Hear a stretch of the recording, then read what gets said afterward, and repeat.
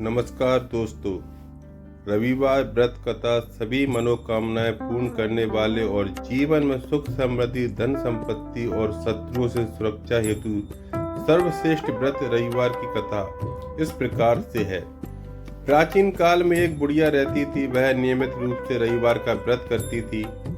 रविवार के दिन सूर्योदय से पहले उठकर बुढ़िया स्नान आदि से निवृत्त होकर आंगन को गोबर से लीप कर स्वच्छ करती थी।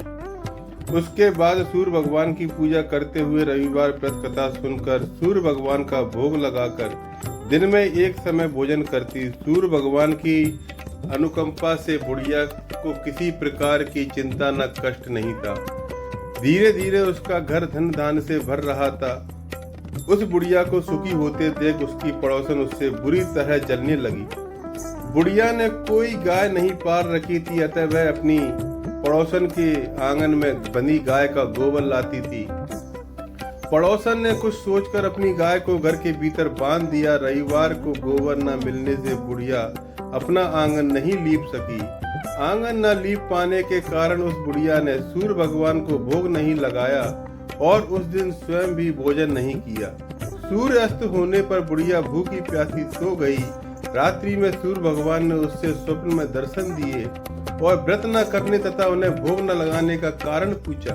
बुढ़िया ने बहुत ही करुण स्वर में पड़ोसन के द्वारा घर के अंदर गाय बांधने और गोबर न मिल पाने की बात कही। सूर्य भगवान ने अपनी अनन्य भक्त बुढ़िया की परेशानी का कारण जानकर उसके सब दुख दूर करते हुए कहा, हे माता, तुम प्रत्येक रविवार को मेरी पूजा और व्रत करती हो।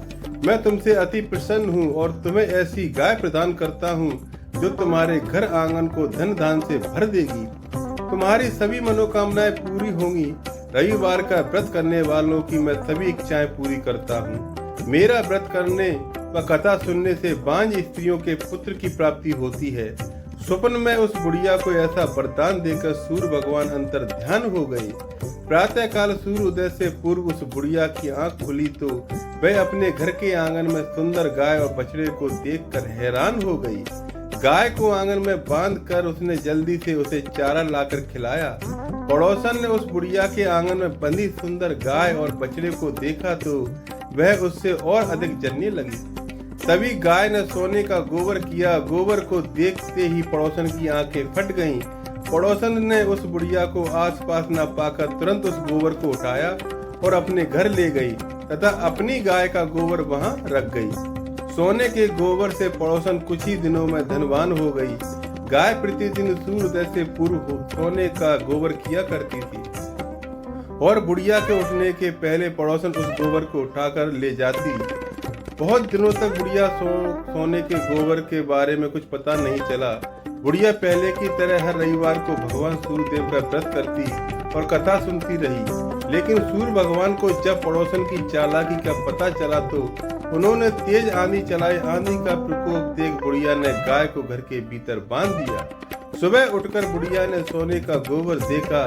उसे बहुत आश्चर्य हुआ। उस दिन के बाद बुढ़िया गाय को घर के भीतर बांधने लगी। सोने के गोबर से बुढ़िया कुछ ही दिनों में बहुत धनी हो गई। उस बुढ़िया के धनी होने से पड़ोसन पूरी तरह जल भुनकर राख हो गई और उसने अपने पति को समझा बुझाकर उस नगर के राजा के पास भेज दिया।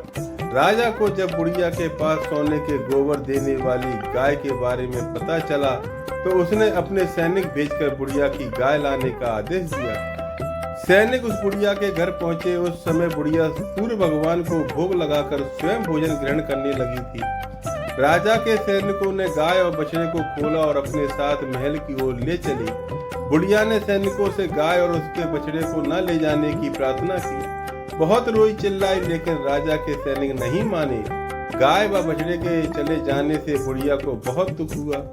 उस दिन उसने कुछ नहीं खाया और सारी रात सूर्य भगवान से गाय व बछड़े को लौटाने के लिए प्रार्थना करती रही।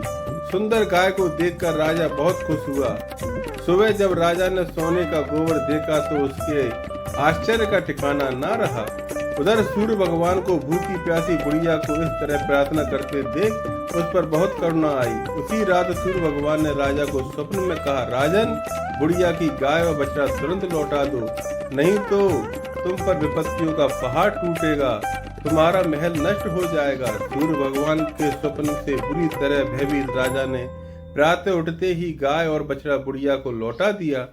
राजा ने बहुत सा धन देकर बुढ़िया से अपनी गलती के लिए क्षमा मांगी। राजा ने पड़ोसन और उसके पति को उनकी इस दुष्टता के लिए दंड दिया।